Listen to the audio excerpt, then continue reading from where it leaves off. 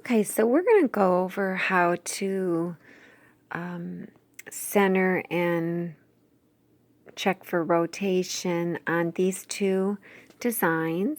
For this design, we're going to treat it as a point to point, so we're going to try to match up. You know, it's hard to see that point there, but if I moved this out of the way, there's a point right there. So it's arced, and then there's a point, and it has to match up with this point. And then we're also going to treat it as if it's just a regular embroidery design with a crosshair that you use to check for center and rotation. So we'll do it both ways.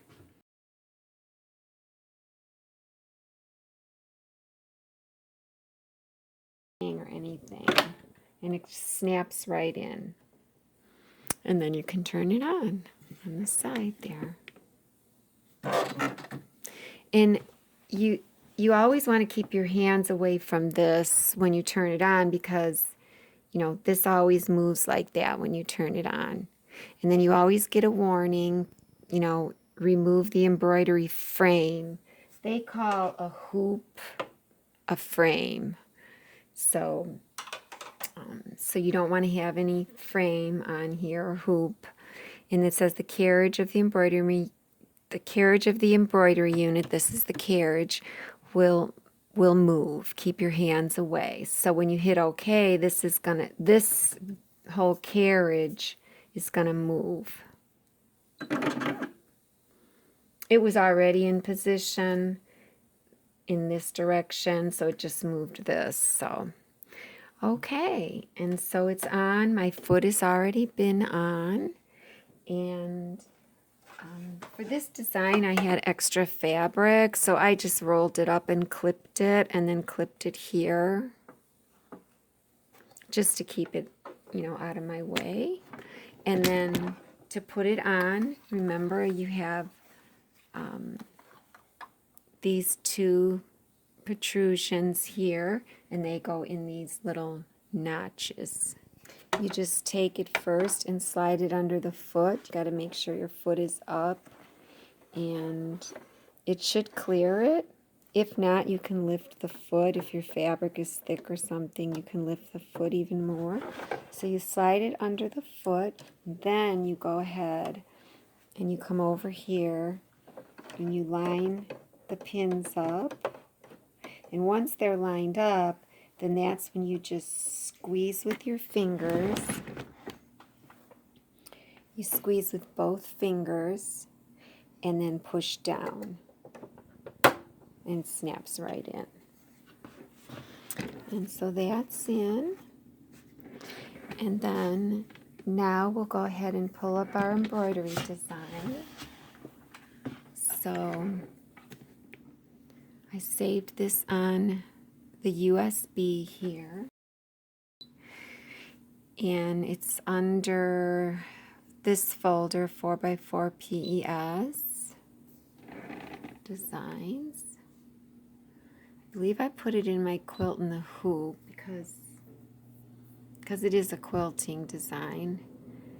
And these are a bunch of folders. If you put a bunch of folders on your USB, it's actually easier to get to your files. So I just used this. Let me show you what I used. I'll go back. If you want to go to the next page, it shows that you have page 1 of 2. So there's 2 pages, and we're on the first page. And then to get to the next page, you have to press one of these buttons. And the stylus doesn't work on these buttons. You have to use your finger. And then it's in this folder, borders. Now, I don't know why it came with the B, you know, last, unless I have, yeah, I don't know what kind of order I have this in. I should have had it in alphabetical order, so I don't know why Brother rearranged it, but so we'll go to the next page, and borders is the folder, and there's only one design in it, so 1 of 1. Click it, and then you hit set. to bring it in. And there it is. And this screen that comes up, I always call it the first screen. So if you ever hear me talk about the first screen or the second screen, this is the first screen. And this screen, if you do any movements or rotating, you only see that movement or rotating on the screen. You don't actually hear your machine move here. So the second screen, however, is the one where you can actually see and hear it move. Actually, you know, the carriage moves, makes it look like the needle's moving, but it's really the carriage moving. And, you know, you see it moving. Here you only see it on the screen, so just so you know. So we're not going to use this screen for our design because we wouldn't move it on the screen. With a quilt and the hoop design, I would want to see it moving on the carriage. So I mean, if I did hit move these, this is what it would look like.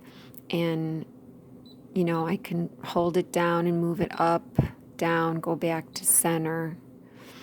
And you would see it up here change in a vertical or Y direction and then a horizontal or X direction. You know, can't move any farther than 5.5 mils to the right because it hits the side of the hoop. So I'm just going to put it back in the center and hit OK. And then the sizing, you can, you know, size it proportionately smaller on all sides, proportionately bigger on all sides. You could size it smaller just on two sides, here just on two sides, and size it bigger just on two sides. And then this would take it back to the original. So if I went smaller, and since it's a stitch file, this isn't a vector file, remember it's a, once it gets to the machines, they're stitch files. You know, .pes is the stitch format of this design.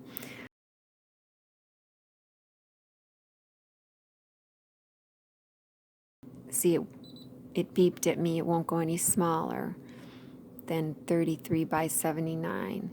And if I want to go back to what it was originally, I hit this. And there it is. It's back to what it was. So I'll just hit OK. And then the rotate, you know, you would only see it rotate on the screen, 10 degrees, and so on. If your design is really, really wide, sometimes when you hit rotate, it won't rotate the, say, the 1 degree that you wanted. It'll rotate like another 90, because if it rotated 1 degree, it would hit the side, but it could rotate 90. So that might freak you out. And then here's the reset. So that's this screen, and this is if you want to mirror it. You know, it flipped it.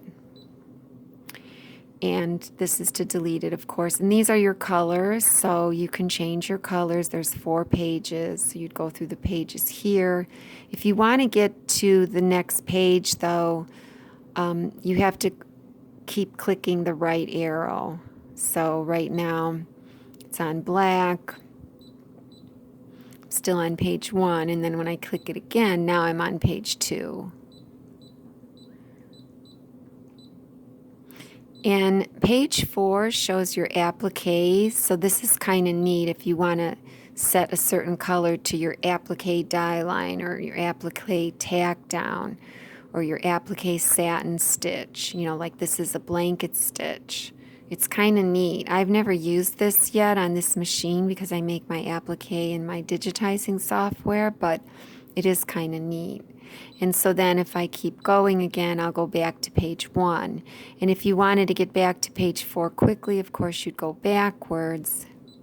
And now I'm back to page 4 quicker. So I'll just hit reset, revert to previous color changes, OK. Just, you know, leave it as it is and hit OK. So that's the first screen.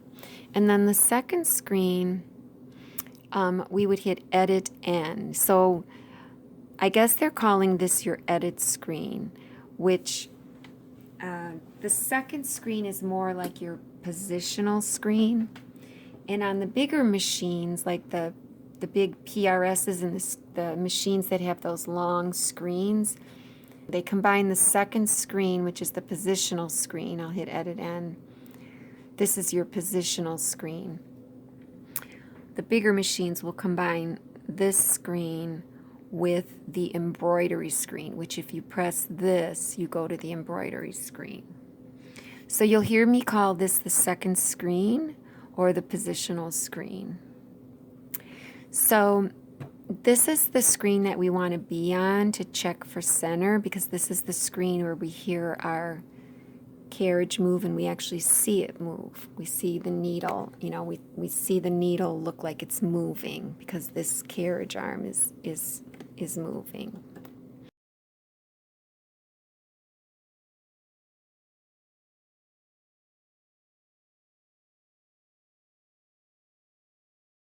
We'll pretend like this design is just an ordinary embroidery design, and we're going to check for center and check for rotation. That's normally what I do on ordinary embroidery designs. And then when I'm done showing you that type of design checking, then I'll treat this as what it really is, which is a quilting end-to-end design. Because that's just slightly different as far as how we handle the centering of it and the positioning of it. So if we pretend like this is just a regular embroidery design where we drew our crosshair on the fabric, or we just taped our template, our design template on our fabric, this is how you would do it. So like I said, you check for center and then check for rotation.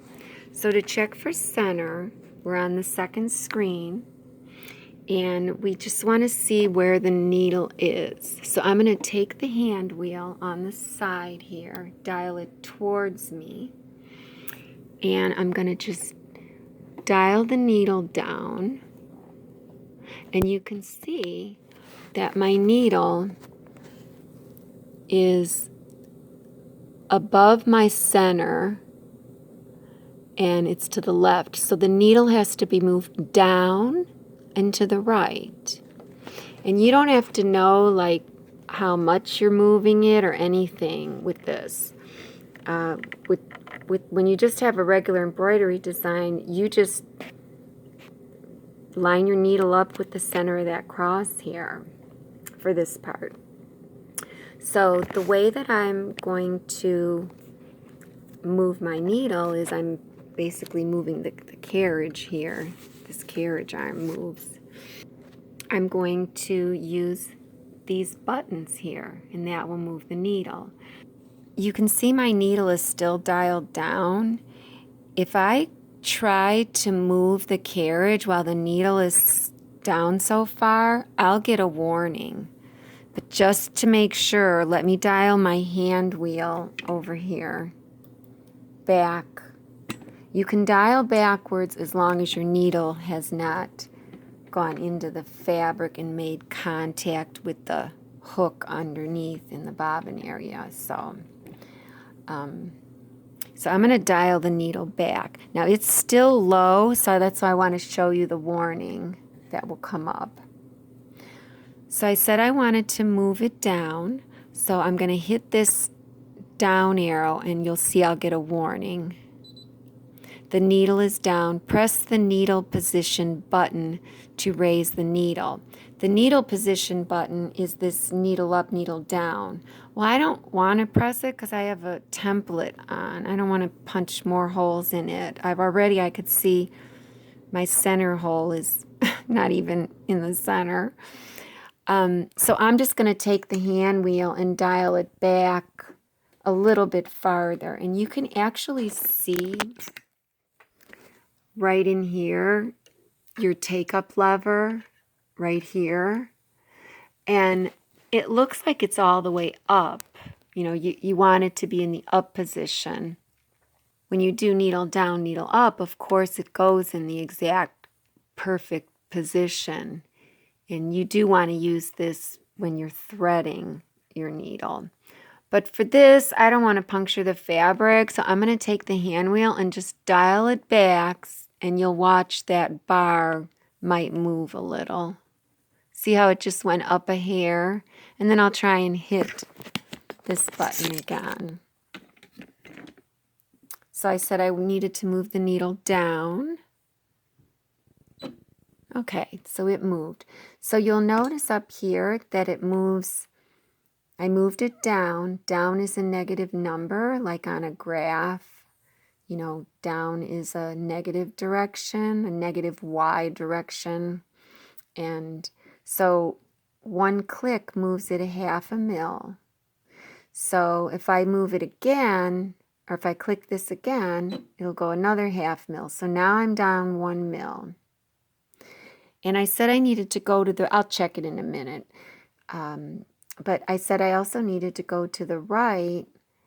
And so I'll hit this button. And to the right is a positive number. So it's positive 0.5. You know, on a graph or a ruler, going to the right is positive, going to the left is negative. So I'll just hit it one more time and I'll just see if that's correct.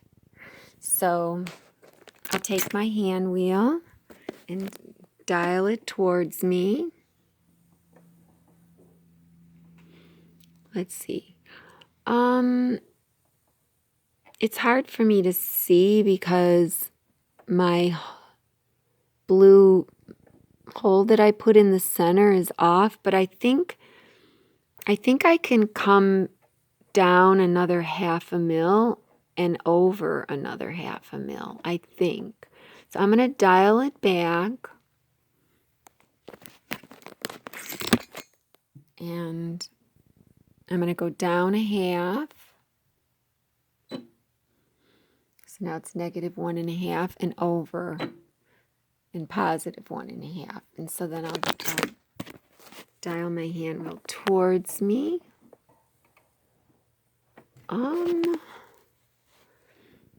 It actually looks like I came over too far to the right. I'm on as far as up, down, but to the right I'm not. So I'm going to take the hand wheel and dial it back. And then I'm going to, I went too far to the right, so I'm going to go back left. Now I'm at just 1.0. And then I'll test that. So dial the hand wheel towards me.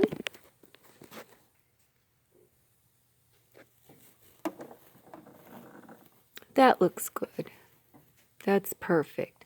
So I'm going to dial the hand wheel back, and so I'm done with centering. So my design is in the center, but remember, you can have a rectangle in a hoop, and say you hooped crooked, you know, and say this is supposed to be your design. Say this stitching is our design, and this in the middle is our stitching in the middle. Maybe we're quilting something. So I found my center. Everything's great, and I think I'm good to go. And I start embroidering, and my design embroiders crooked on my shirt or whatever. Well, that's because you can't just stop at finding center and think you're done. Because look, this design, I can rotate it. I can rotate it all the way around and my center doesn't change. So just because I found center doesn't mean the design is straight. You know, now the design is straight. But so I have to check for rotation. I have to make sure that this design is parallel to any crosshair that I have in the design. And if you don't have a crosshair in your design, you can always just bring in a crosshair all by itself, check for center, write down your numbers that you had to move it, check for rotation, write down the number of degrees you had to rotate, and then bring in your regular design and center and rotate it with the same numbers. So that's why with you don't stop at center. So let's go ahead and go back to our design, and let's check to see if we need to rotate our design at all. Did we hoop crooked? We might have. So let's go see. So to check for rotation, we have to go to the embroidery screen. We'll come back here if we need to rotate, and we'll use this button, but we have no idea how much we need to rotate until we follow the crosshair that I have digitized in this design. I know you can't see it, but there's a crosshair, and I usually make them as tall and as wide as my design. You might be able to see it a little bit because I moved the design down. If you hit this button, you'll see your design bigger. Oh, but it doesn't show the hoop. But there's my crosshair that's digitized in my design. But with the hoop, you could see the grid of the hoop. Okay. See my crosshair here is moved down. And I only moved it 1 mil to the right. So you can kind of see there it's kind of moved to the right 1 mil, but it's moved down 1.5 mils. So that was when we did the centering. But now to do the rotation, we have to go into the embroidery screen and follow that crosshair and make sure that the crosshair on the screen, meaning in my file, lines up with the crosshair on this paper template or a crosshair that you drew on your fabric. So to get into embroidery, to do that following, we hit embroidery. This is your embroidery screen. And there's our first object. That's my crosshair. And you can see that this design, we're using the quilting, or they call it a quilting, but that's the foot we're using. That's just your embroidery foot. This design has 478 stitches.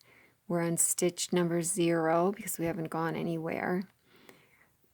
This a little green plus sign shows you where your needle is, and the needle always defaults to the center of the hoop. So, and this tells you how long this design takes to stitch. It only takes 1 minute, and we're on 0 minutes. And this is how many colors. See the spool of thread.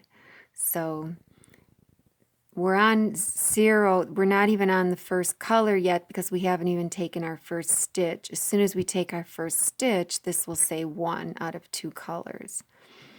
So to follow this cross here, and here you see I have my design cutting after a color change.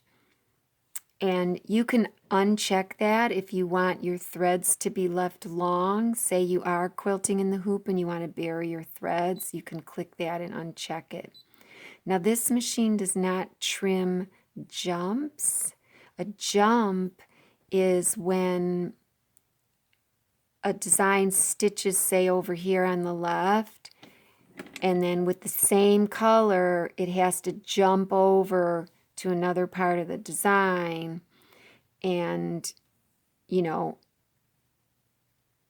with this machine it's just going to drag a long thread over because this machine doesn't trim jumps. But some of the more expensive machines will, if you tell it to. It'll trim after a color change and it'll trim a jump. So but this machine doesn't. Now rest assured, when it does drag that thread over, before it dragged it, if it's a true jump, then, and the digitizer knew what they were doing, you'll have a tie off over here. and then it jumps, and then you'll have a tie on, meaning, knots over here. So you can cut that thread, that long jump thread in between. But this isn't for jumps, this is for color changes. So, I mean, since this is a quilting in the hoop design, I probably would turn that off, but I'm not actually going to stitch this, so it doesn't matter. But this is the button here that we want to use for following our crosshair and for following any part of the design if you need to. Sometimes I follow when I'm doing applique just to make sure that my stitches, I like to use a blanket stitch instead of a satin stitch. So I have to follow to make sure that I'm right on, because I don't do applique in the traditional manner usually, where you place a big piece of fabric down and then cut around it while it's in the machine. That applique is easy and hard at the same time. It has its benefits because you know that your satin stitch that comes next is going to cover everything. But I don't like using satin stitches. I like using blanket stitch to finish my applique. So I have to use this follow button because I place my fabric on that's already pre-cut from the Cricut Maker. And to tack that down, I only get one chance, and that tack down is actually my blanket stitch. And so I have to make sure that I placed that fabric in the correct spot. Even though I have a nice die line or placement line, I still have to check it by following my actual blanket stitch. So I'll use this for that. So I'll hit this. Right now we're only following the crosshair. And you can follow in so many ways. All of these are if you want to follow the stitches, if you want to go forward or back stitches. And this is if you need to go forward or back in your threads. So like if I hit plus on the thread, this will go to the second color. And you'll be like, well, why did it skip a color? Well, that's because, see, now it's saying 1 of 2, but originally it was saying 0 of 2 because we haven't gone anywhere yet. We haven't even gone one stitch. But it's interesting if you go, to the second color and then go backwards, then all of a sudden it says, oh yeah, okay, now we're on color number 1. But at any rate, it doesn't matter. I could leave that as a 1 or I can go back to 0. So, but we're not going to use that right now because we want to be on the very first object, which is our crosshair. So let me just hit OK, and I'll show you again what I did. I came to the embroidery screen. Let me back up even. I'm going to hit the back button to get to the previous page because I know I did a lot of talking. Oop. So this was the page where I moved to find center, and then I hit embroidery. And now I want to follow my crosshair. It's the first object, so it's showing up here. This is the object that's going to stitch. So I'll click the minus plus stitch button, and I want to go to the first stitch. And when I click +1, you'll see that the carriage will move to the first stitch. To follow this crosshair, I basically want to get to the top vertical point of the crosshair up here, because then it's easier for me to see if my needle is to the left or to the right of the crosshair that's on my paper. So, because it's too hard to see the horizontal part of the crosshair. So, and I usually make my crosshairs so that they do start at the vertical, so all I have to do is hit +1 and the needle will jump up here.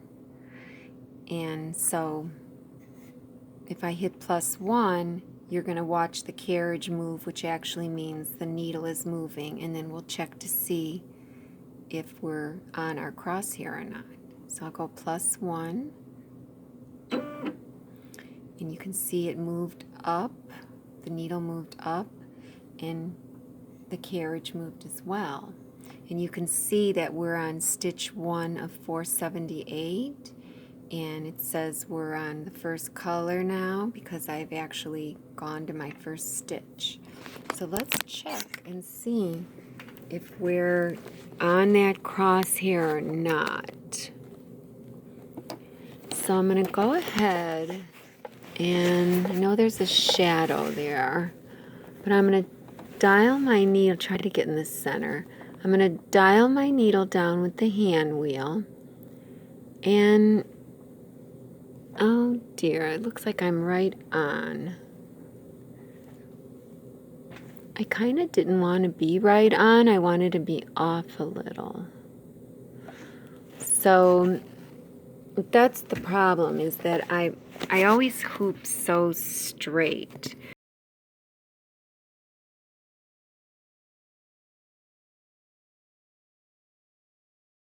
So I brought in the same file just with a longer crosshair, because when they're longer, you can see if they're off or not better.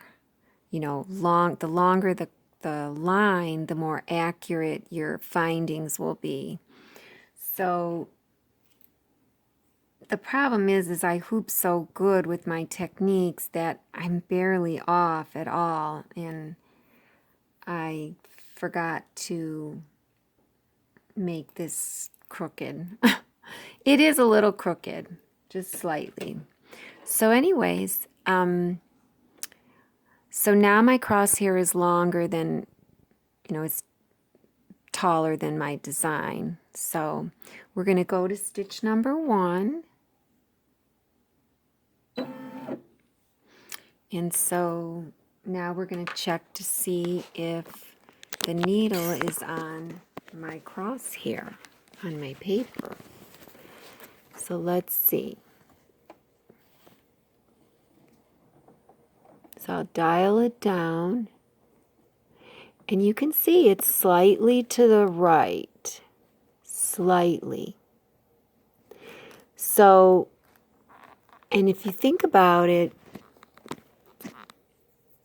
the needle is to the right up here, which means I bet you any money as we go fast forward through the crosshair, the needle's going to be to the left down here. And the reason I know that is because if you think of your needle as a spinner on a game board, so pretend this is a spinner, and this is the center, and it's spinning around. If that spinner is to the right, here it's to the right of this crosshair. If it's to the right when we're at the top, then it's a straight solid bar. So when we fast forward through, that spinner is going to be to the left when we get down here. So I really don't have to go any farther. I will, but just to let you know, after you do this a couple times, you'll be like, oh, it's to the right. That means it's going to be to the left down here. That means if I wanted to straighten out this spinner, I'd have to rotate it counterclockwise, like 1 degree, to get it straight. And, you know, because there's 360 degrees in a circle, you know, rotation is based on a circle. So that distance between the needle and the crosshair, it's probably not even 1 degree. It's so small, it's probably more like a half a degree. And this machine doesn't rotate in half degrees. So I'm going to go ahead. So it's going to be like this. I'll probably try and rotate it 1 degree counter, but, you know, we'll see. It might be too much, and then I have to decide if I want to leave it or if I want to rotate it.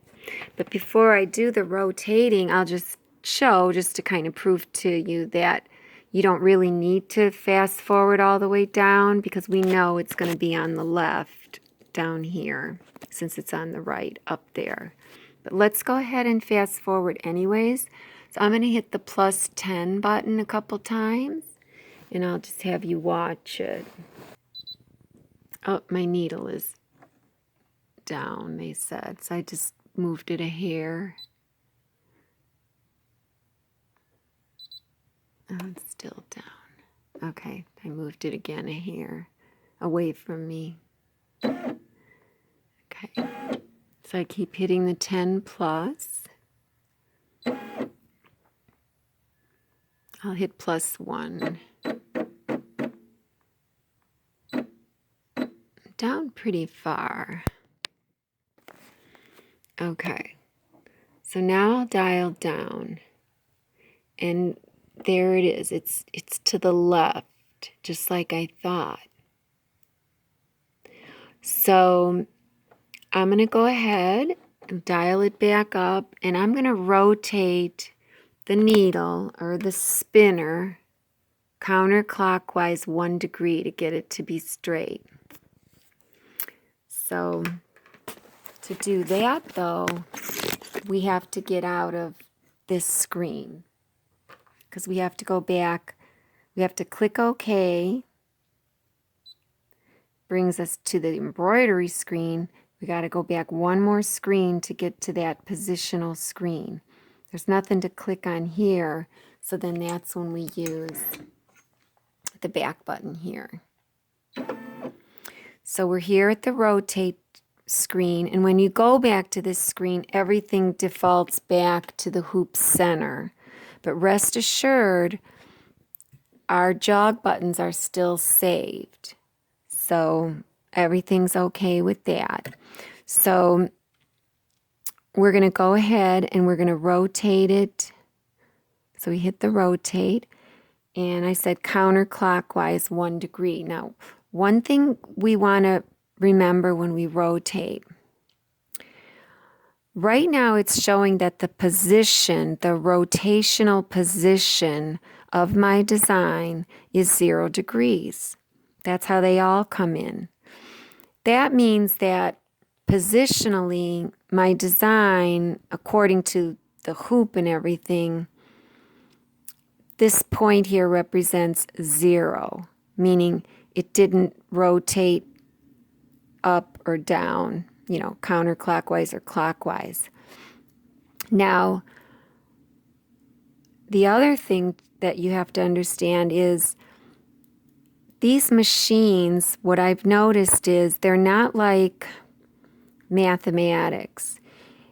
In mathematics, when angles go this way, counterclockwise, that's considered a positive direction. Not with this. The positive direction on these is the other way, clockwise. So think of a clock.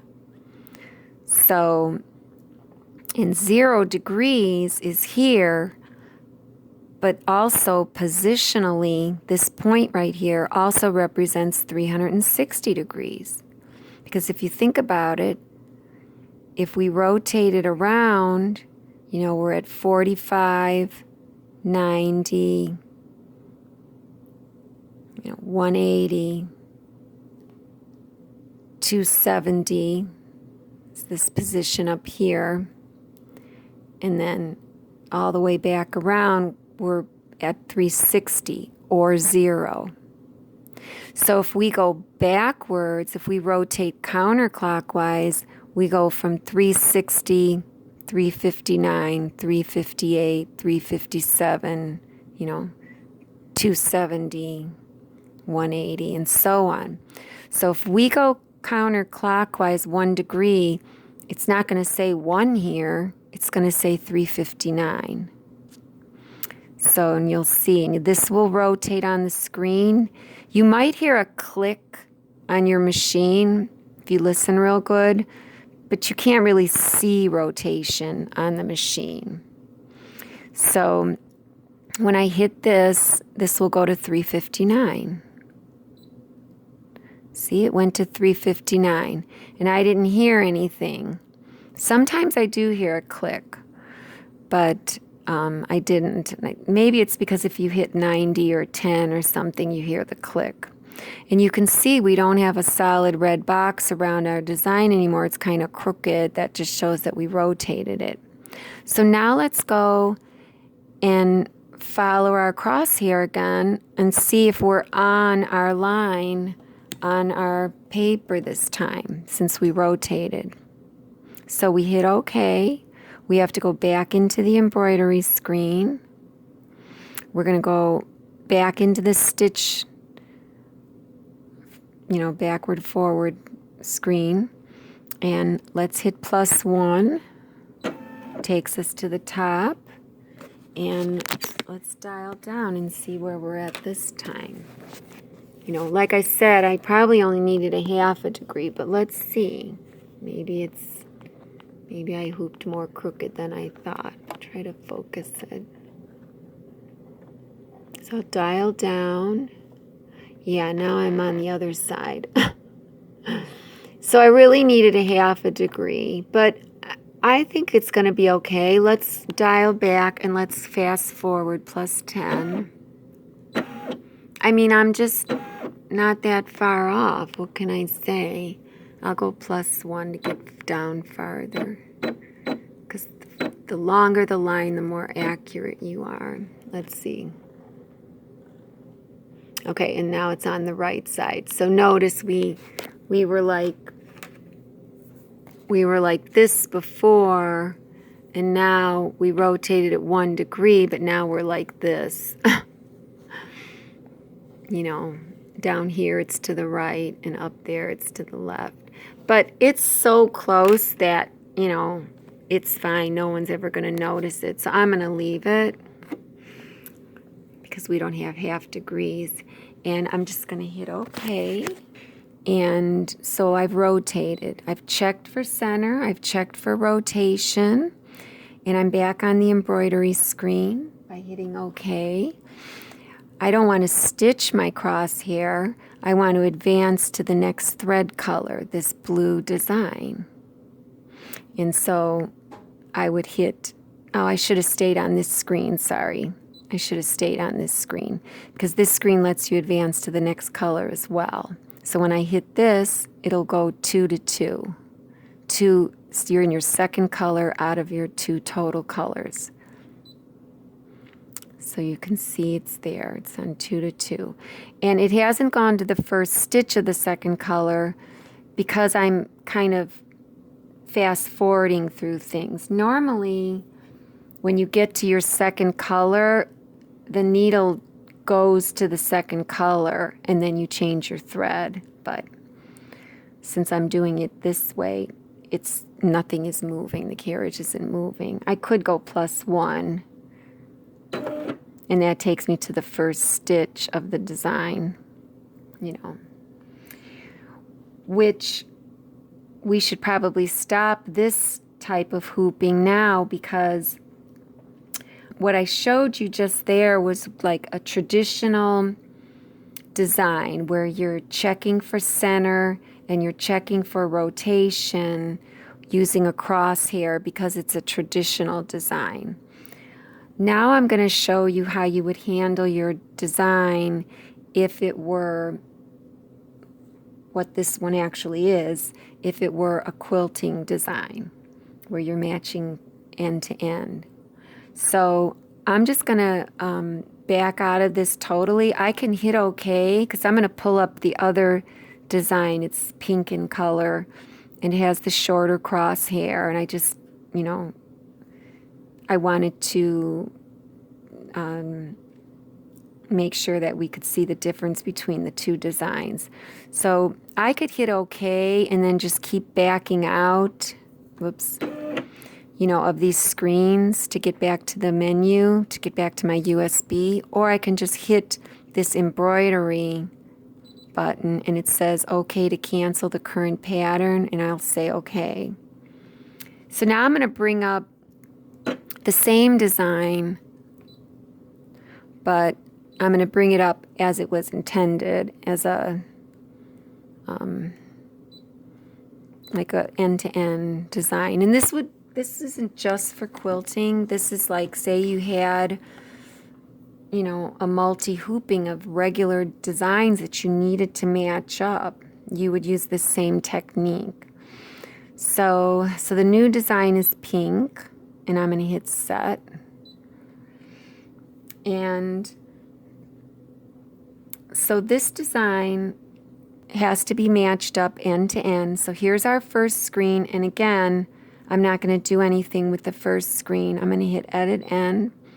On the second screen, I can check for center. I mean, I'm probably going to have to move it anyways, but I can. I mean, I have the crosshair in the design. I might as well.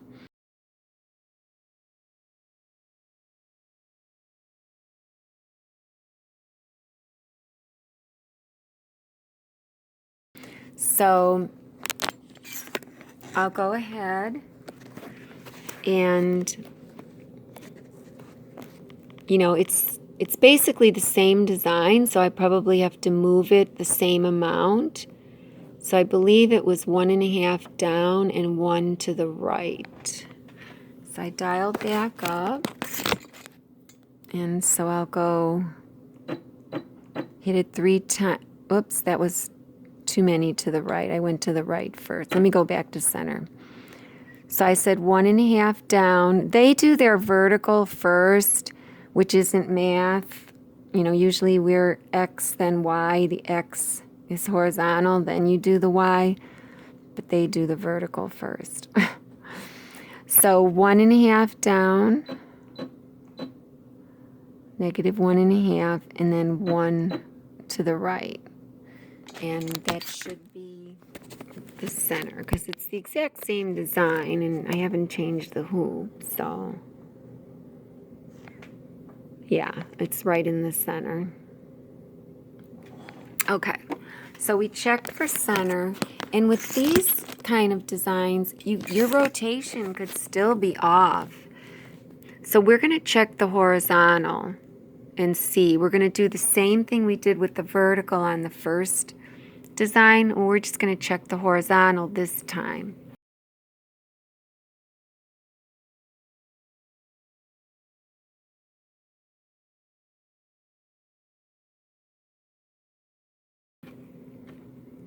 So I'm going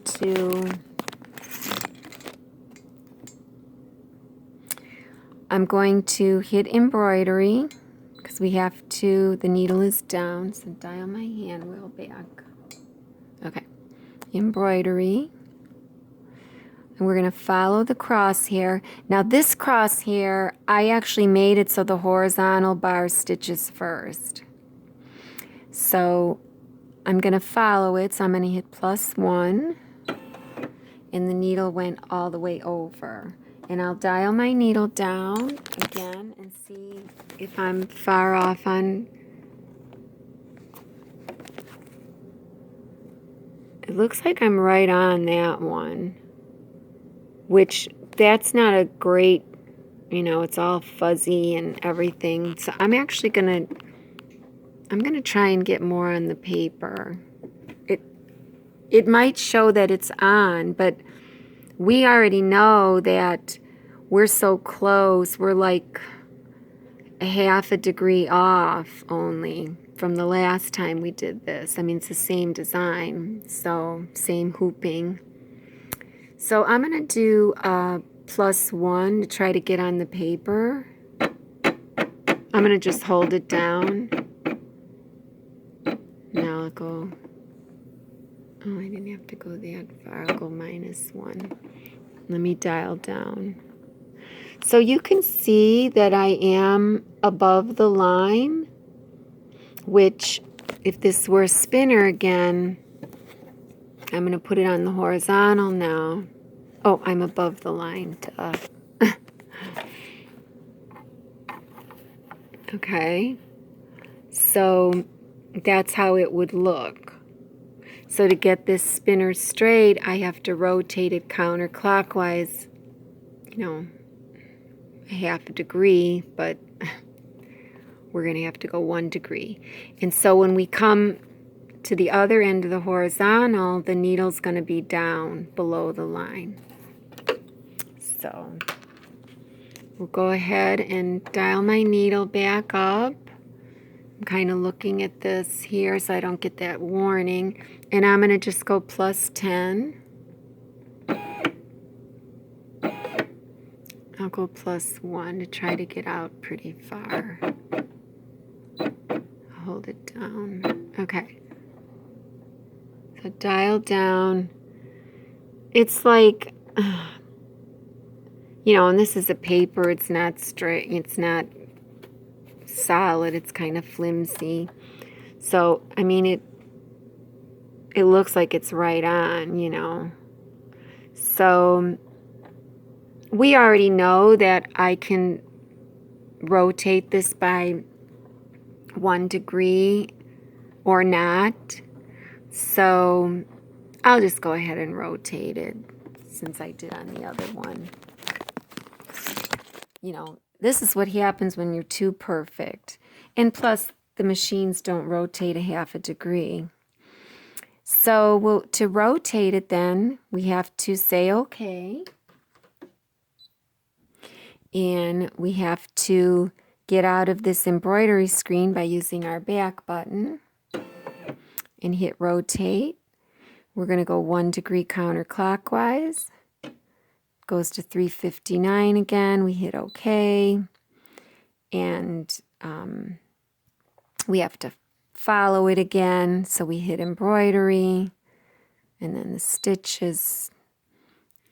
And when I hit plus 1, it goes all the way to the left. But I want to be on the paper. So let me hit plus 1. I'm just holding it down, basically. Okay. So I'm right on over here. But since my paper is a little wonky, I might, as I hit plus 10, raise the needle. Okay. As I hit plus 10, and then I'm going to hold down the plus 1. So if I dial it down, I mean, I am a little high, but like I said, I can't go a half a degree. So I'm happy with that. So like I said, you know, you do kind of want to check for rotation, even though we're trying to match up point to point.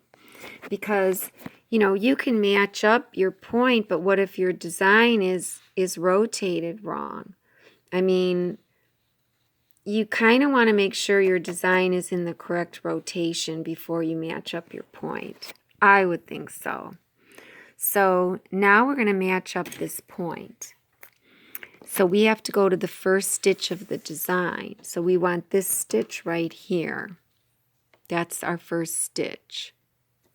And if you don't know that, well, you've already stitched the previous design. So we're pretending like, you know, like we stitched a previous design here in green.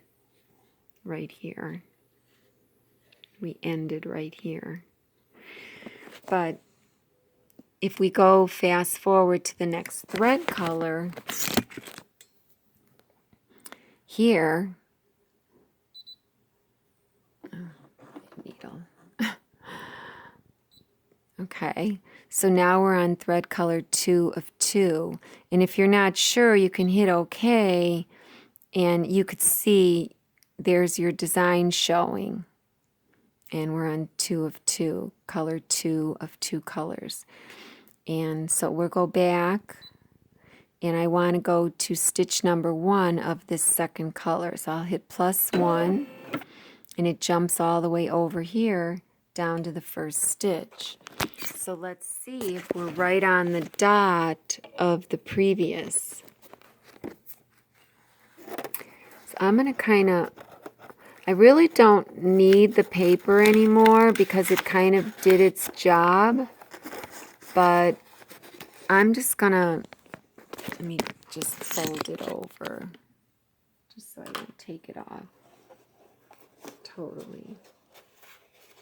I'll just fold it over, just so you can see the dot. And normally I would take it off anyways, because like I said, it served its purpose. So let's see if my needle is lined up with that green dot. Okay. So this green dot, we want the needle to be lined up with. So I'm going to dial down, and you can see my needle is off. So that means I have to move the needle to the left. Maybe 2 mils. I don't know. So I'm going to dial it back up, and we have to get out of here to move the design. So we hit OK. We can't hit anything on this screen, so we hit this because we have to get back to that positional screen, this one. And, you know, that brings everything back to the center, but it doesn't matter. We know we're going to move the design over like 2. I can't click it through the camera. So right now, positionally, it's at 1 mils. We're going to move it over. So now it's at a 1/2 mil. Well, I said 2 millimeters. So 1 millimeter brought us back to 0. And, you know, the carriage is moving, so the needle is moving. Even though it's, you know, in the center of the design, the whole design is moving over to the left. And I'm going to just try it at 1.5 mils. You know, I moved it to the left 1.5 because originally this was on 1 mil. So 1.5 to the left takes me down to -0.5. I'm just going to try that. Now see, here's the difference between the Brothers and the Janome. On my Janome, I wouldn't have had to jump through all these screens just to move my design while I'm fast forwarding through a design or following a design. The Brothers, you have to. You got to go back to previous screens.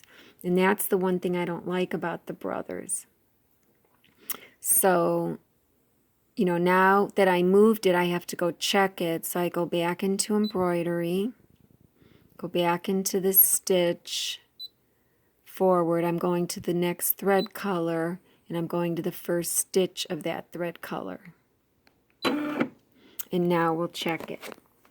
See, with the Janome, I would have just been able to fast forward and then just dial my needle down and check it, because all of my buttons for fast forwarding and moving the design, all those buttons are down here. They're not on the screen. And I guess it has something to do with programming. Maybe it's harder to program that in to the software interface. I don't know. But the Janomes are definitely better in that regard. So anyways, let's just see what that movement, that subtle movement did, if it dialed us. If I dial down, if I'm on. It looks like I'm right on. Yep. So I was right on with 1.5. So now I'm done. So now I can stitch this design. I can remove the template. And like I said, I could have removed the template anyways because I was done with it. But sometimes you might have make a mistake, and then you're like, gosh, I wish I wouldn't have taken my template off. In this case, I had the horizontal line, you know, so it would have been okay to take it off. So I would just peel this off. And since this is a quilting design, for me, I like to bury my threads. So I would pull up the bobbin thread from this point. So what I would do is, I'm on the first stitch, and you want to be on the first stitch when you pull up your bobbin thread, because obviously you don't want to be in the center of the hoop and then pull up your bobbin thread, and then drag thread over to your first stitch, because it'll be dragged from underneath the hoop and it would be a nightmare. So you want to get to your first stitch if you're going to pull up your bobbin thread, and we're already on it. And so I'll just do needle down, needle up to pull up my bobbin thread. Okay, it didn't do it because my needle wasn't in the highest position, so now it'll do it. That's down, press it again, up, and notice I'm holding the top thread. When the needle comes up, you pull on the top thread, and that pulls up the bobbin thread. And you want to get some tweezers for that. I'd grab that bobbin thread, my tweezers, and pull it out. And I'd have a nice long thread to bury when I'm done with this design. You want this top thread to be threaded through this foot. So I usually just take it and thread it through if it's not already through, you know, because this one fell out, and you might have to use your tweezers. And I'm looking through the camera and then pull it through. So then now both threads are under. And so now you can see this is red, so that's because your presser foot is up. So you take your lever here, put your presser foot down. Now that's green. You hold your threads. I usually do a needle down. I usually hold my threads on the hoop with my finger on the hoop, and I'll do a needle down. And then I'll press start. And sometimes it's weird because a lot of times I'll take the top thread and give it a little bit of a pull. See how it pulled up that slack there? Because then you get a really clean tie on. Because your very first stitch has nothing to pull against. So I do that, and then I press start. You don't have to. Your machine might do it well. So I go ahead, and I'm not going to stitch the whole design. I'll just start it because I'm not really going to use this fabric for this. But so I'll just go ahead and start it. So I'm going to hit OK here. And so now I'll hit start. If the start button was red, that would have been because I was still in the settings screen. See, if I click settings, all of a sudden the light turned red. You can't use it. So you have to get out of this and click OK, and now it's green. So I'm going to hold the threads, and I'll just hit start.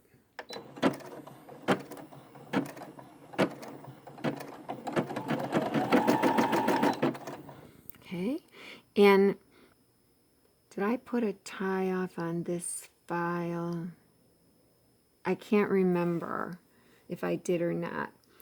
But if I know that I'm stitching on this beginner machine, and I know that I'm going to bury my threads, when I'm digitizing a design or when I'm fixing a design or editing it, I can even, you know, edit a stitch file. Let me back up. These beginner machines, they add a tie on and a tie off to all your designs. They add an extra one. And they do that because they're beginner machines. So if I know I'm using this machine, I don't put any tie-ons or tie-offs on these type of quilting designs that I know I'm going to bury, because I don't want a big, huge knot. Because if I put a tie on here, then I'll have my tie-on plus the machine's tie-on. There'll be too many stitches here. And also, a lot of people don't have any tie-ons if they're quilting in the hoop. But I think it's better to have, you know, at least one set of tie-ons, you know. So, but this one, it sounded like it only went in 4 times, but I wasn't keeping track, so I would go ahead and I would bury this thread, you know, by making a single knot a 1/4 inch away, and then using my snag it needle to bury it in between, say, the batting and the, if this were quilting. You know, this could be a tablecloth, and you're not going to do that. Maybe you're going to pull the threads to the back and bury them in between the threads, or maybe you're going to put it, I don't know. There's so many different ways. You can feed the threads between the fabric and the stabilizer in the back. So that's how you would do it. And you would just let it stitch out, and you'd have a really nice clean tie-on.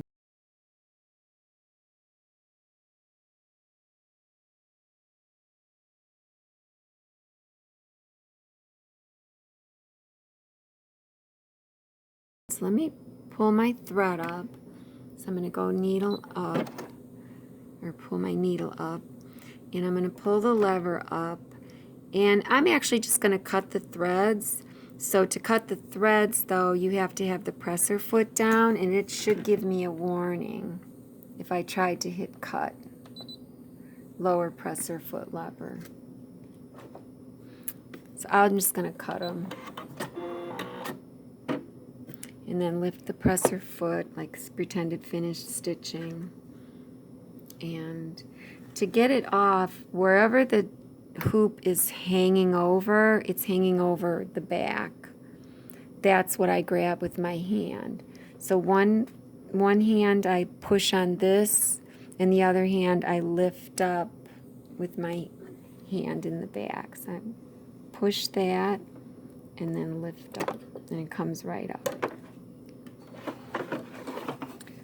So there's my connection. You can see it's pretty darn close. It's right on. And it looks great. So that's how you do that. Now this design, this is the one where I digitized, and I make nested blocks, and I just match up this ghost with the previous ghost. And so for this, I would center and do my center and rotate in the traditional manner, as if this is just a regular design. I check for center, then I check for rotation on the vertical axis. And I might have this design still on in my USB. I'd have to find it. So I'll show you how I would center this one. So let me go and put it in. So I'll just take now and push, squeeze, and push down. Okay. Okay, so now this design is on my USB, and it's in my 4x4 PES, quilt in the hoop, swirl no backtrack nest, 4x4 swirl. So one is the ghost file, you know, if I want to stitch the ghost template on vinyl, I use that, which I already stitched it on vinyl. And I think this is the thinner vinyl. Yeah, this is the cheap plastic I had somewhere. I have some 16 gauge vinyl that's better, but this is the actual design. So I'll hit set, and now I could see my design is not oriented this way. So I've got either a starting or ending point here, and then, so that's what I want to see on the bottom. So I have to rotate this. So while I'm on the first screen, I'll hit the rotate button because it'll just rotate on the screen. So that is when I use the first screen, or one instance where I would use the first screen. So I'll hit rotate, and I'm going to rotate it 90 at a time. So I did it to the, counterclockwise 90 degrees, which is 270. And if you think about that, here you are at 0. If I go 90 degrees counterclockwise, I'm up here. This is that 270 because this is 360 or 0. So is that the position or the rotation? Yeah, it looks like it is because I have this starting or ending and this curl. Yeah, that's it. Here's my starting or ending. Here's this curl, and then there's this one. So that's correct. So I'm okay on my rotation on the first screen, so I won't change that. And remember, I'm treating this as a typical embroidery design. That's the beauty of my nested blocks. I don't have any end-to-end to match up or nothing. I've already matched it up with the ghost template with the previous ghost stitching. So I'm done with this rotation. Hit OK. I'm done with the edit screen. I don't need to do any of this because I want to do my two things. Check for center, check for rotation. So to check for center, we're going to hit edit end. This is our positional screen or our second screen. And we want to dial the needle down and see if we're in the center. Remember, this is where we're going to see and hear the carriage move, and hence the needle move. So I'm going to dial my needle down with the hand wheel. And, I'm way off. So I would say I'm about a good 3 mils too high and, 3 mils to the left. So I'm going to move my needle to the right 3 mils and down, say, 2.5. I'm just going to guesstimate. So I have to dial my needle back up, look at my take up lever, and so I was going to go down. Oh, okay, I can't go down any farther. It must be because my crosshair is really big. Oh yeah, see how far my crosshair comes way far down. Okay, so actually, I know what happened. This is the wrong file. This is, I called it the design template. This is if you wanted to stitch the design on clear vinyl. And I know you can't tell the difference between a box and just what's surrounding the design, but this is a square. If I go into embroidery, needle is up. See, the first stitch is a red box. So I actually pulled up the wrong file. I actually don't use these anymore because I have the ghost template in my design. I don't need to stitch this on clear vinyl. I just stitch my ghost template on the clear vinyl. So I'll go ahead back here into, get out of this design. So I'm going back here into the menu, the embroidery menu. It's the quickest way to get to it. Cancel, okay. So now we'll go get the, see that, did you hear the hoop? It went back to the hoops center. We know our design is off. So 4x4, quilt and a hoop, swirl, 4x4 swirl. This is the one we want. It has no box around it. It just has a crosshair in the design. Set.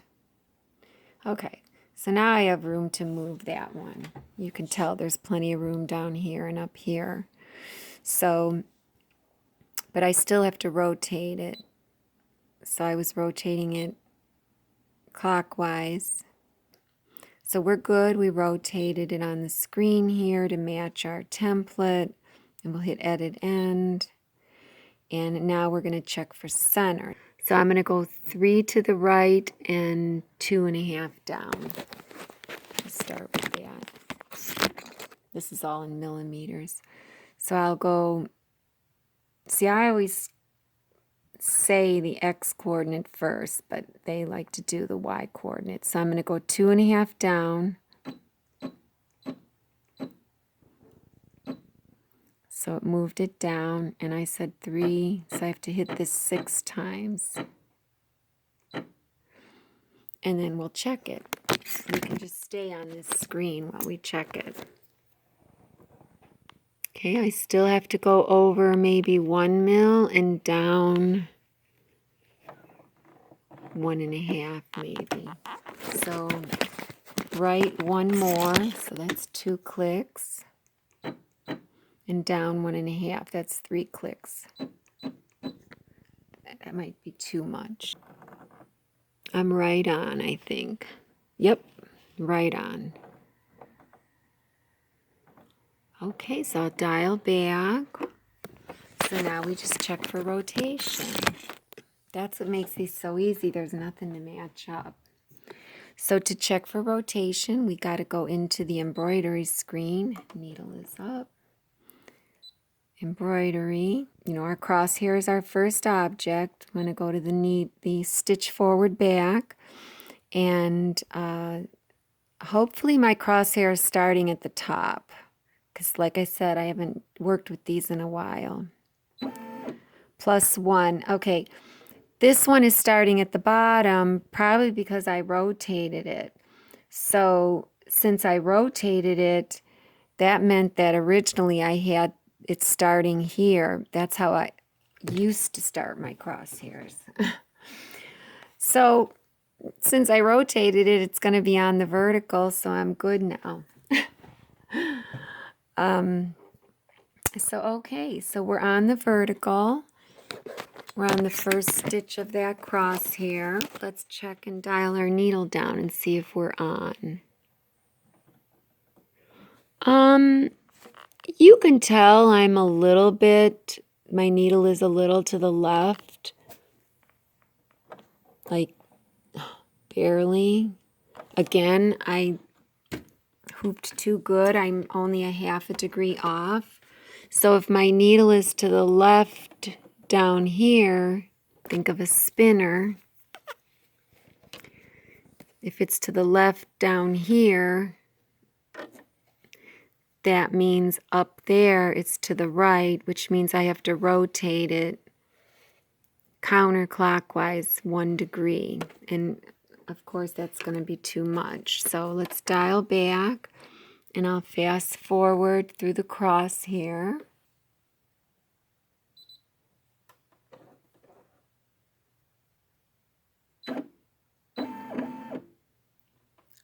Go +1.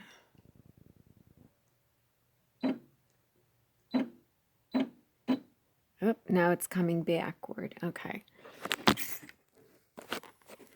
So I'm just checking to see my work here. So, you know, the needle is to the right of the line, so I might be able to get a 1 degree counter rotation. So it's like this. To the left down here, to the right up there, 1 degree counterclockwise should get me right on. So we have to say okay. We have to get out of the embroidery screen by using our back button. Oops, I was down pretty far. Okay, and we're going to rotate 1 degree counterclockwise, and this will go to 359, remember. You heard it click this time. Like I said, sometimes I hear it, sometimes I don't. And I'll hit OK. You see that it rotated. I'll hit embroidery. I'll go to ±stitch. We're on the first object. It says 0. When I hit +1, we're on, on the first stitch of the first object. And if I dial down now, boy, this isn't sticking very good because I have just regular tape on. So, like I said, I needed a half a degree because 1 full degree brought me a little bit to the right of that. But I mean, come on, that's pretty great. It's not bad. So if I dial back up and hit +10, it's giving me the warning. Get my take up lever up there. Just holding it down. And if I dial down up there, I'm pretty much right on up there. So it's just because things are a little loosey-goosey here. So the 1 degree was good. So I'm good now. I don't have to match anything up or anything to stitch this. So I'm done with my templates, so I can hold the fabric and peel it off. And then I would just start stitching. So actually, I wouldn't just start stitching. I have to go to the first stitch of the design and pull up my bobbin thread because this is a quilt and a hoop, and I would want to do that. So I would go to the next thread color. So I could stay on this screen. Oh, needle. I'll go to the next thread color, which is my design. So I'm on the second color of 2 total colors. And if I go to the first stitch of that design,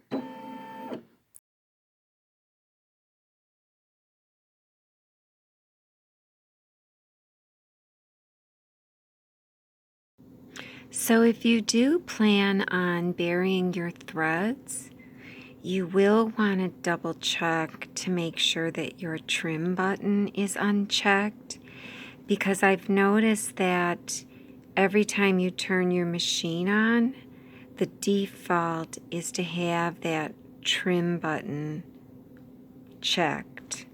So you may want to press OK out of this screen just to double check. So I'll click OK, and you'll see that mine was in fact checked. So we'll go and uncheck that, and we're still on stitch number 1, so you can then go ahead and pull up your bobbin thread right from this screen if you like. Okay.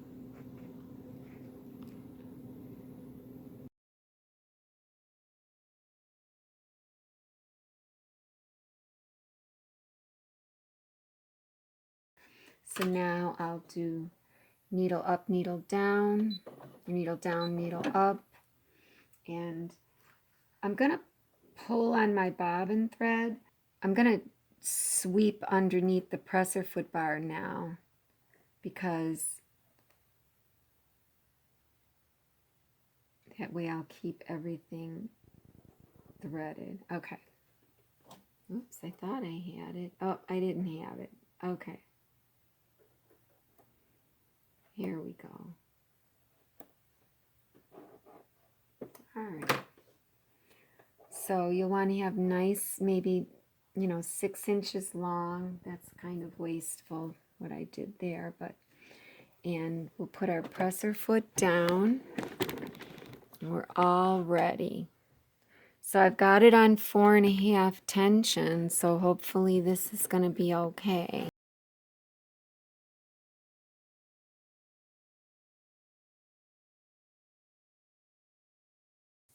Okay, so I got the lever done. I'm gonna hold this thread here. I have my threads held. I'll do needle down, and I am gonna pull on the top thread just because that just gives me a cleaner tie on. I pull it just maybe about 1 inch till it stops, and now it has something to pull against, and it makes a nice clean tie on. And it's back again. 4, 5, 6. See, it made 6. Whoops. usually I pay attention to, and I got lucky that my needle didn't split one of these threads. Usually I pay attention to which way the design is going to stitch. So I'll hold my threads or stop the machine and then hold my threads in a different direction. Now I know the design's not going to stitch anymore down here, so I'll just lay the threads down.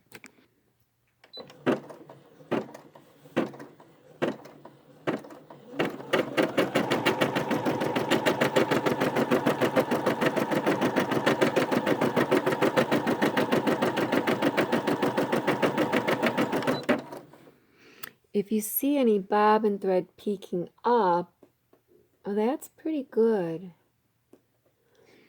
You kind of want to prick the threads perpendicular and see if they're loose. And then you also take your fingernail along the threads to see if you feel any pokies. I don't feel any pokies. The bobbin thread's not coming up, so the top is not too tight, but it's tight enough to give me a nice tight stitch. So I'm pretty happy with that.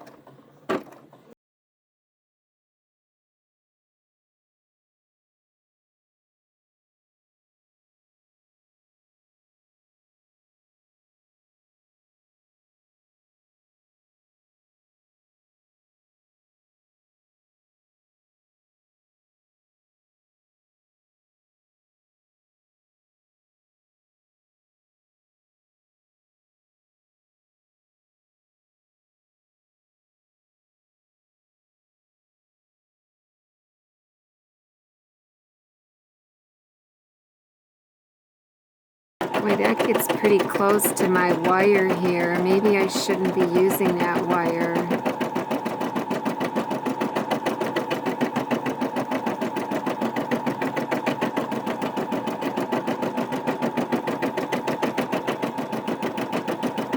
It just elevates the hoop a little bit here.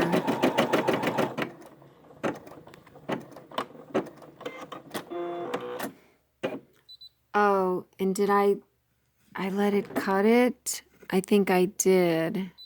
I messed up. I had the trim after color change on. And if I wanted to bury my threads, I should have had that off. So it tied off on the ending and cut it. They always make a tie off, but it trimmed it. It cut it, the scissors. So then that's it. So then I lift the presser foot. The hoop is hanging off the back more, so I'll use my hand in the back to lift the hoop. And so as I push this in, I'll lift with my other hand. I'll kind of pivot it up, and there it's out. And then you can lift it here. And let's see how we like that tension. It's hard to tell because those aren't threads coming up, or are they?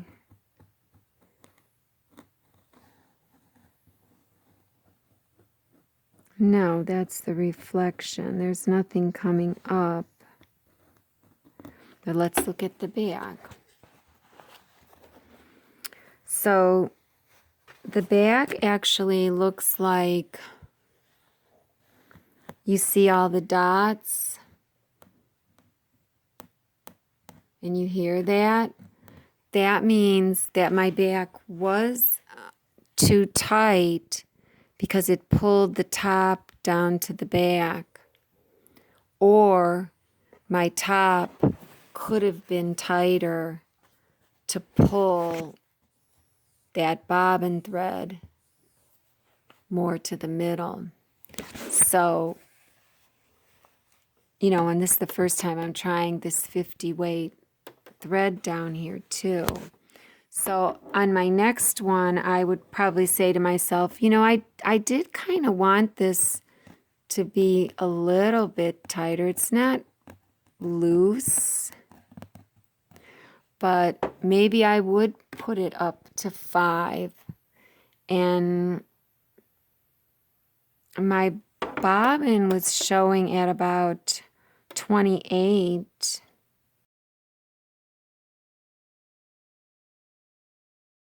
So this is what we call railroad tracks. So this is incorrect. You see this one here on the back is beautiful. It's just as beautiful on the back as it is the front.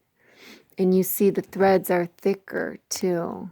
So I must have used embroidery thread, 40 weight, and this is that 50 weight.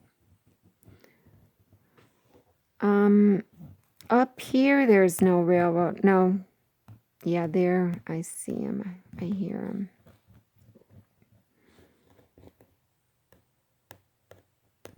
Yeah, I see it a lot. So I'm thinking that, you know, for this thread, it does have to be looser. And this has to be tighter. Or I could try it again with just making this tighter, but I don't think that's going to cut it.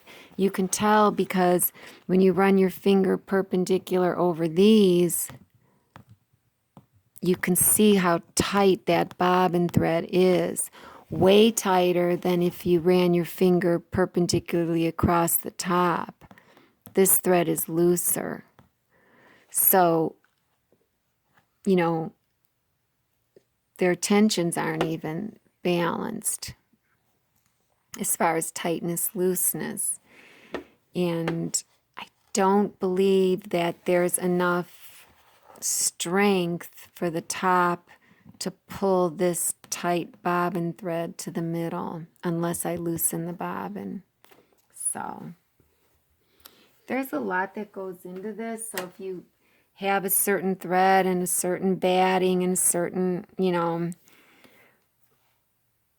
top thread, bottom thread, batting, you kind of want to get your formula down and stick with it. And so I'm just mixing it up so much that I don't have, and I don't remember what my formula was for that first stitching. So I don't know if I should loosen this. That's why it's good to have 2 bobbin cases. You know, you could have one for sewing and then one for quilting in the hoop and then one for regular embroidery. So the one for regular embroidery, the bobbin's going to be the tightest because you want to pull those top threads to the back. The one for sewing is going to be somewhere in the middle because you do want the threads to meet in the middle, but you don't have the batting to fight with. So regular embroidery is the tightest. That's the tightest.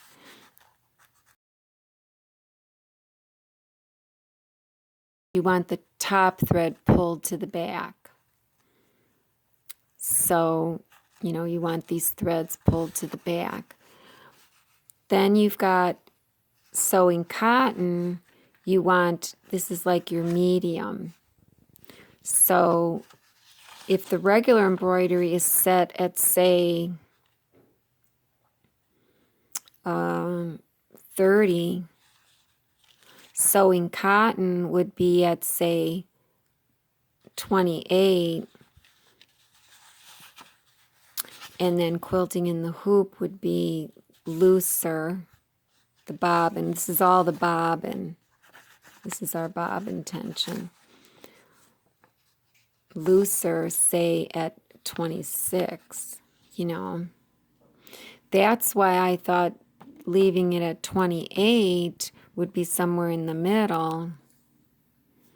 And, you know, you could just adjust the top to get you the desired tension that you need. So I guess I better order that other bobbin case. I mean, I guess I could take it up to 5.5 and try it again. So I'll do that. So I'll have it on 5.5. So go ahead and knot and bury this, my snag it needle. It's got a little pitchfork in the top. So I'll take this, wrap my finger around. When it's long like this, it's easier to make a double knot because I can wrap, I take my finger like away from me and then wrap it all the way around and then put my thumb in the hole and then grab this piece and then just pull this over. And then I have a little loop there. And then I take the needle and stick it in the loop like 1/8 of an inch away and pull like 1/4 of an inch away. And I got a knot down there. And then I go and I stick the needle not in the hole because the knot will just come out. I have to make a new hole. So I kind of go maybe under the stitch next to it, in between this fabric and the batting, and bring it up.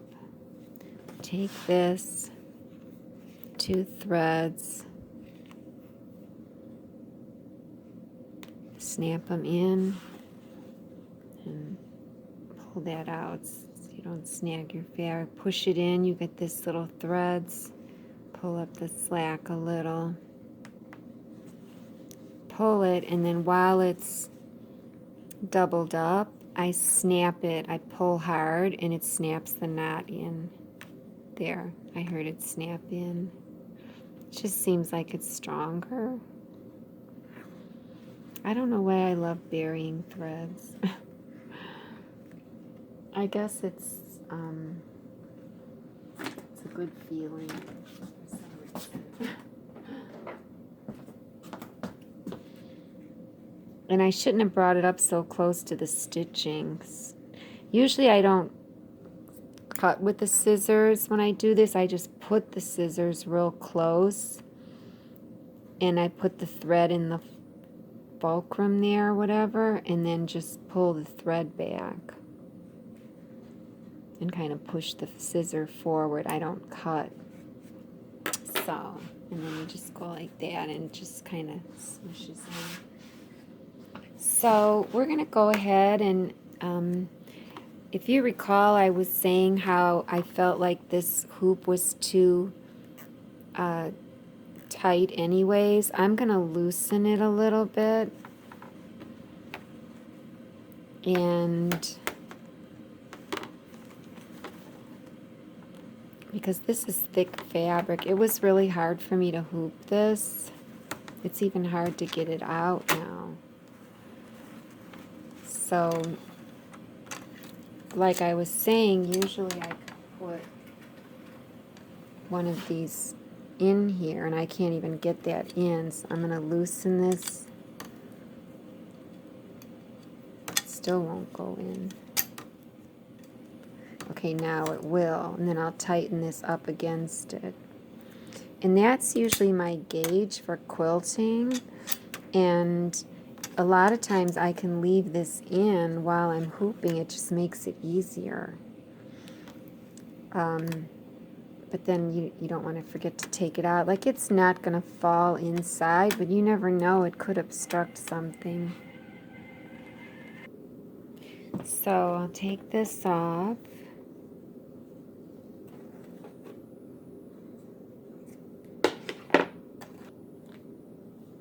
Okay, this was the design.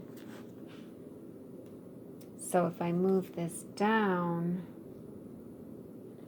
this is the ghost now. I know it's hard to see, but this here is the ghost for this. And here, and here.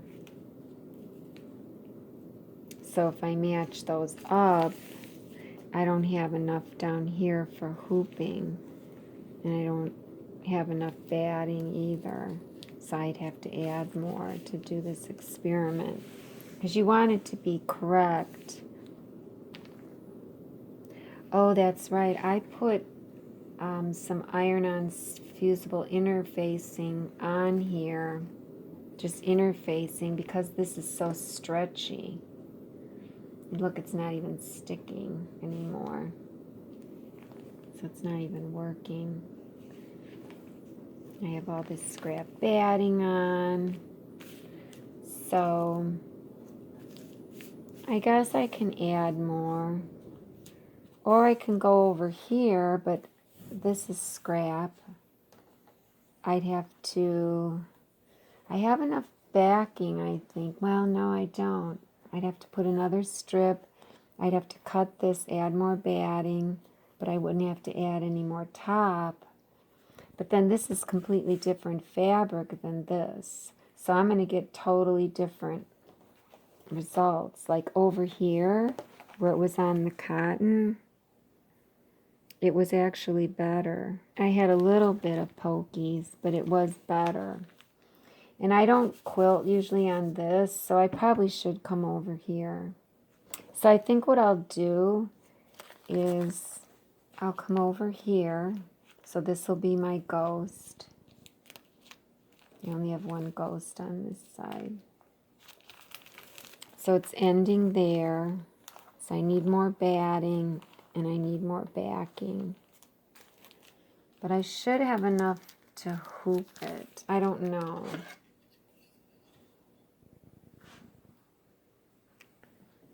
I'd have to get my hoop template. Barely enough. Barely enough over here. So I'll do that. And I'll kind of show you how I do the batting. So I'm going to cut this batting off and add more. Adding more backing and top is just, you know, adding cotton with a 1/4 inch seam on both of them. But adding the backing, I do it like the linoleum guys do, or the wallpaper guys. You know, you just put another piece of batting and overlap the two and then slice down the middle and take off the remnants. So I'll add the top and the back, and then I'll show you how I do the batting. Okay, so I put more backing on. I just put a bunch of pieces and pressed the seams open. And I just added this strip for the top. So I have enough here to hoop and do another design here. And, oh, I forgot to press these open though. Well, I'll do that, and I have to press this one. Oh, I didn't press these open. I pressed them to the side. But this one I think I will press open. So I'll do that in a minute. So then the batting here, I don't have a lot to work with to add more batting. So I'm going to separate the batting. You know, get it all by itself, so pull everything away.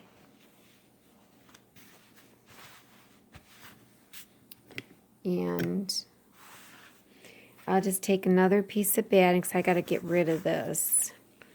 And I'll just lay it over the top. I'm just going to overlap it, and I'm going to slice down. I really don't have a lot to work with. I'm going to try and slice down like, you know, right here. Kind of like right there. And, you know, like that. But I'm on my ironing board because I don't feel like moving it after I slice it. So I'm sliding my mat under it. And I need a ruler.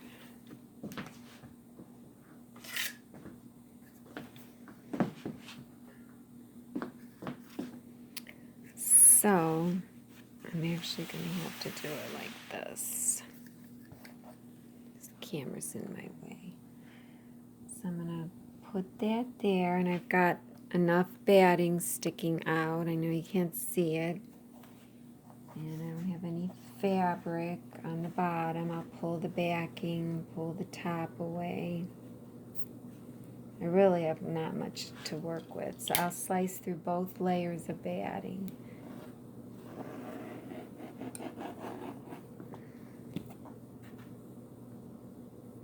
And so you take off the remnants. There's one remnant.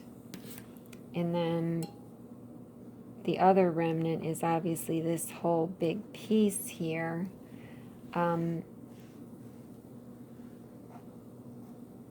If I wanted, I could, no, because I got to get rid of this. So let me just try and pull it out without disturbing things too much. So I pulled that out. And now these two battings should just butt up against each other.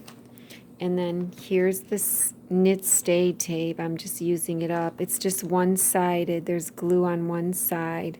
There's batting tape for this that's wider. This is really narrow, but I'm just trying to use it up. And you want the glue side down. The glue side is rough.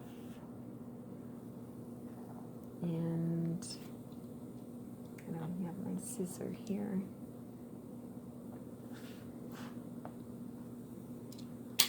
Slice away from me.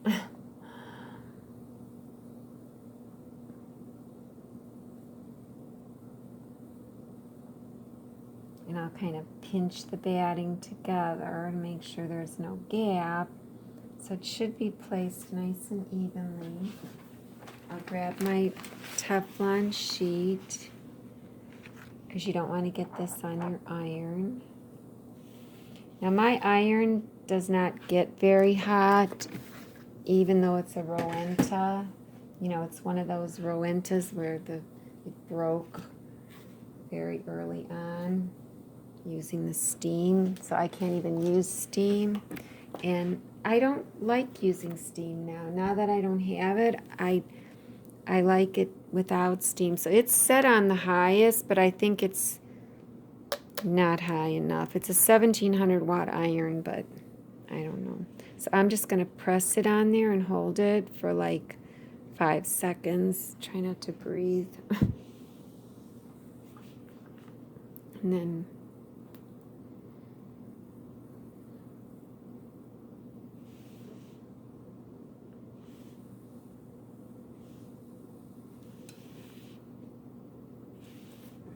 that should be good.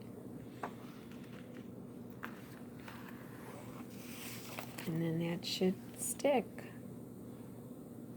Oh, I just ironed on my mat. I'm so dumb. I just ruined my mat. I didn't really ruin it, but I did kind of a little bit. So let me grab. How silly. I wasn't thinking. I'm going to grab a big piece of wood and put it. This is a big chopping board. Oh, I can't believe I did that. I should put this on a hard surface. Well, no, because it's hot. And then I'll ruin my other mat. Ah, silly, silly, silly me. I think it's okay. So, dummy. So I'm going to iron this seam open. I just feel like the steam kind of, it stretches your fabric, especially if you're working with cotton.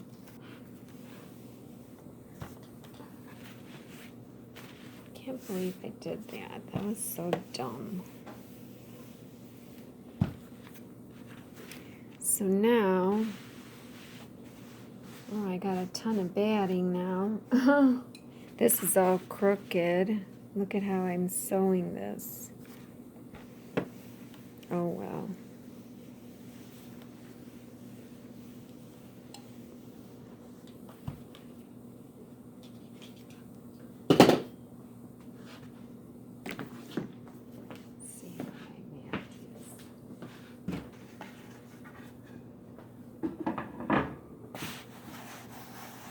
I guess it's okay. Oh, this side is so clean. I'll just do it on that side too. All right. Okay, so this is the orientation. I know it's hard to see. And then I'm going to move this over. This is my ghost. And I could have been lining this up with a horizontal line or my quilt, but of course this is crooked anyways. So that's my design template. And then I'll take my homemade hoop template, line up the crosshairs.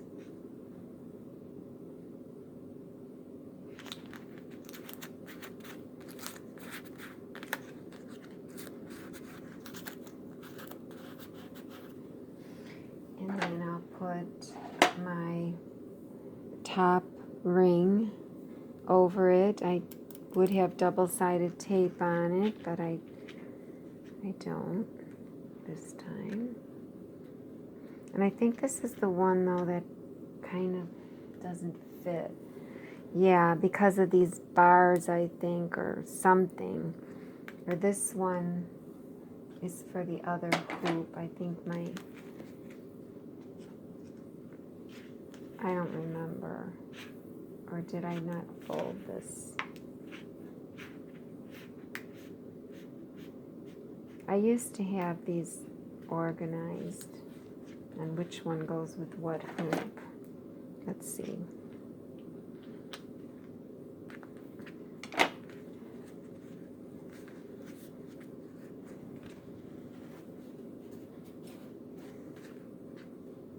Try that again. Okay, that fit. Okay, so then I'm just going to kind of let that sit on there like that.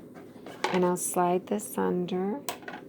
And usually I slide it, whatever's been quilted, I come from that end, because then I don't buckle my fabric. I'll slide that under.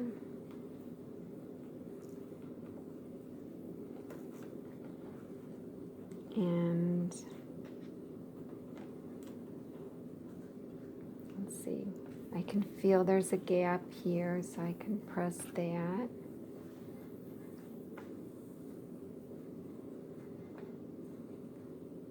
It's kind of in the right spot. So then I'll grab my magnets.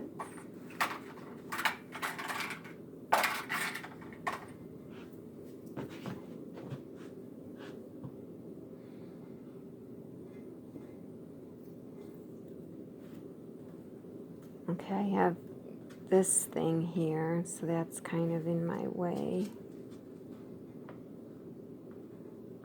This end is always hard. I kind of put it slanted. And then this one is hard as well, because that's where it hooks on.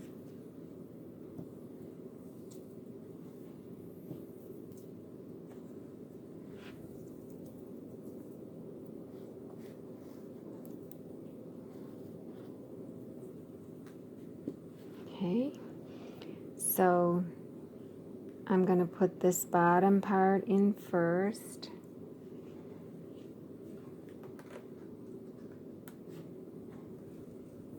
And then this left side. My camera's in my way, so I can't get around. Let me try and come through this angle. Okay, so I'll go, I got these two in. I'll go here, and I'll move my fingers up, and then my third side, my third corner. Yeah. Still wants to be tight. So, oh, there it went in. And like I said, these bars, maybe I don't need them anymore. It doesn't even want to stay. You know, because I have some good tension here because of the magnets. So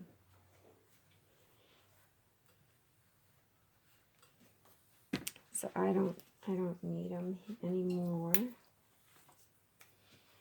And it is easier sometimes when you have this set and open. So I'm going to make sure I take that out. Oh, see, I can't get it out. There we go. And I'll recess my hoop as much as it can go.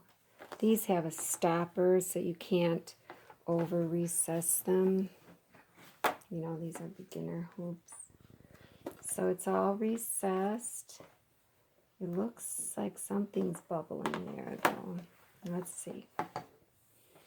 It's smooth and flat on the back. There's a little bit of a pinch there. You know, I don't know. Let's just see. I dial these back.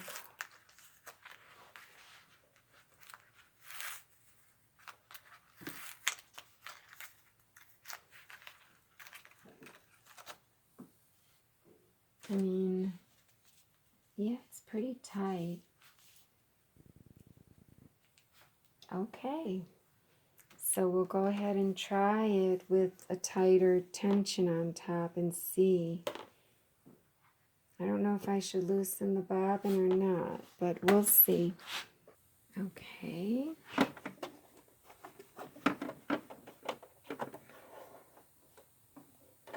Lift up the foot a little bit. I got some excess here. You don't want this to get under the hoop, so you do kind of want to, you know, clip it. Yeah, I don't know if I should loosen the bobbin anymore because, I mean, I tightened the top. I'm just going to try it with the top tighter. I tightened it one whole unit. So we'll see. I should have did this before I put it in. And remember, this is set from the previous one. So let's go back. So we're in the embroidery screen. We'll use our back button. And, you know, these are our coordinates, and we know we rotated it and everything. So we can leave everything because what's nice about the Brother is that you see all your coordinates. Here's my movements. Here's my rotation. Sometimes, though, it is nice to reset your rotation and then start, you know, you can leave this, the movements, the XY movements, and just see where you need to be. So, and then we'll do the rotation again. But at any rate, I'm way off. I mean, I'm at the beginning of the design. Obviously, it always goes back to the hoop center. So, and I'm in, so I'm way off. I have to go up like 5 mils. A 1/4 inch is 6 mils. So that's about a 1/4. So I'm going to go up 6 mils and left 5 mils. I'm going to go put my needle up. So if I'm going to go up 6, that's because I was down so far. I'll just reset this. Oh, but then I won't know where to go. I'm just going to move it. So I was at -4, so that means I want to be at +2. Whoops.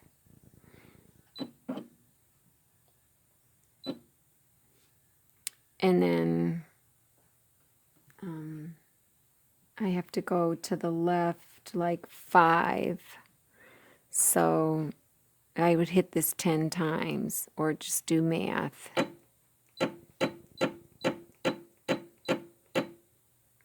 Okay, I'm looking at the needle as it's moving and I can see that's too much to the left, so I'm going to go back right. And then I'm going to dial my needle down and I'm right on.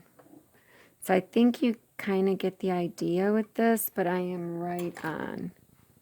So I just needed to, from regular 0, 0, I was just off a little bit in my hooping this time. I had to go up 2 mils, you could see. And I dialed down, I'm right on. So I'll dial back, and then we'll do the rotation. So we have to follow our crosshair, so we have to go into embroidery, needle,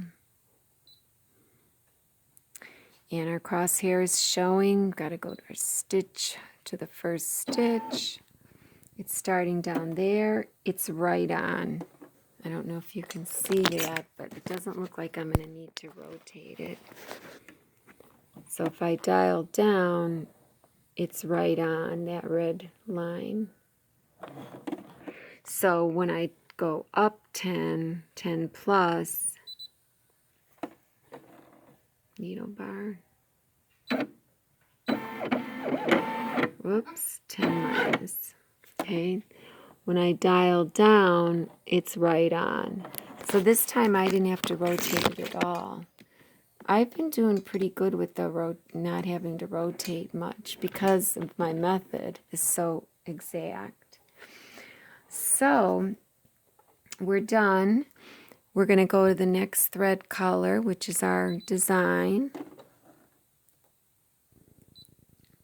So we're on the next object or thread color. Go to the first stitch.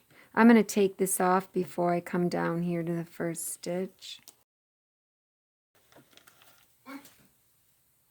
So I'll go to the first stitch.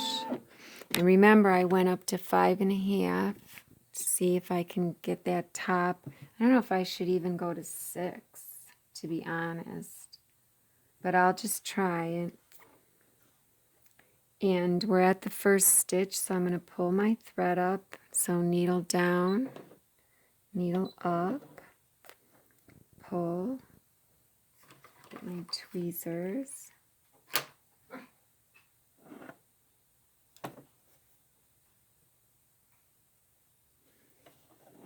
That bobbin thread feels tight. I think I should have loosened it, to be honest. Needle down, hold my threads. I will actually pull this out an inch, the top thread. Oh, it didn't give me an inch this time, ½ inch. That's okay. And I'm holding my finger on the hoop. I'll go needle down and then start. Nothing's in the way. Okay.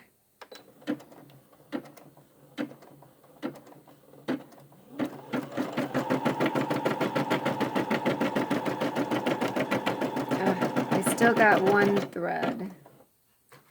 I forgot about that. But it didn't catch anything. So things are quite a bit tighter. Oh, I actually like the way the top looks. I wonder what the back looks like. So I'll leave these here. Amber.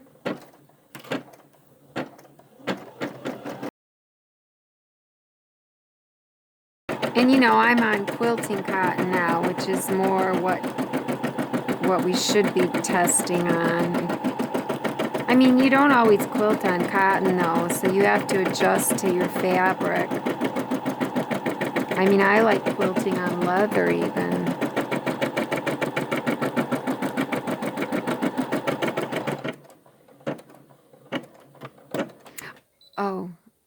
Oh good, it didn't cut this time because remember, I turned off the trimming. Let me hit OK. Remember, I turned that off, so now I can bury both this beginning tie on and my tie off. So it still ties off, it just doesn't trim because I have this button unchecked. So that's good. I remembered something. So I'll do needle up, and I'll lift my lever so the tension disc's open. For when I pull the hoop, I'll be pulling long threads, you know. So I'm going to push in the hoop, lift up the back, and I'll just pull this towards me, lift that, and I have, this is long enough, like, you know, 5-6 inches. Okay, so I'll cut my top thread, and then I'll cut my bobbin thread.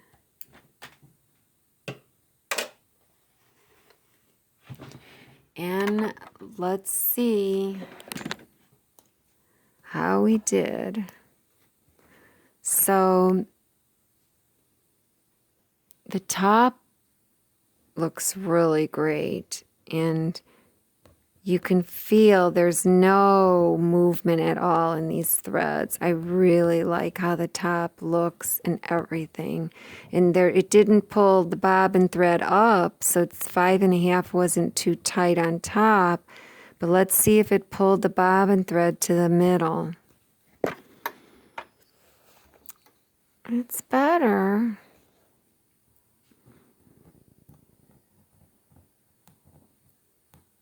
I felt a pokey there.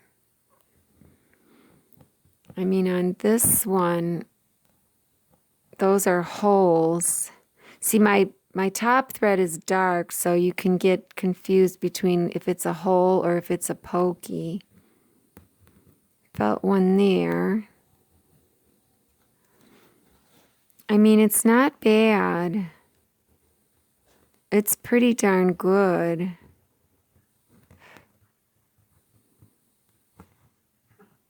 And this is really thin thread on the bottom, so you really can see the top thread poking through, and it's stretched, you know, it's in the hoop. I don't feel too many pokies. So if anything, I might loosen the bobbin, just, gosh, two minutes on a clock, you know. Now this thread would have to go to the top. Now since this is the ending thread, you know, the bobbin is on the bottom, it's easy to get it to the top because it's the ending thread. You just pull on this and you should get a loop come up. Maybe.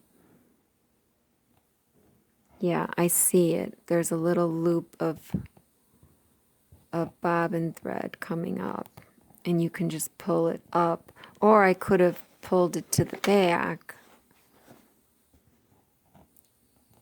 and then saw there, I see a loop of top thread that just came up. Either way, sometimes you'd rather pull it to the back, but a lot of times you're working just on the front of the quilt, you know, and their quilt's big, so you just want to pull it to the top and be done with it. So you don't have to flip it over. So I would do that at the table. So I wouldn't want to tighten the top anymore. If I loosen the bottom, it's gonna make the top maybe slightly looser, but I don't know. I don't know. Maybe I should just let it go. It's actually pretty good. Those are not pokies. Oh, there was one there. But mostly they're not. And that, I guess that is a pokey, but you have doubled up threads and big holes were being made there.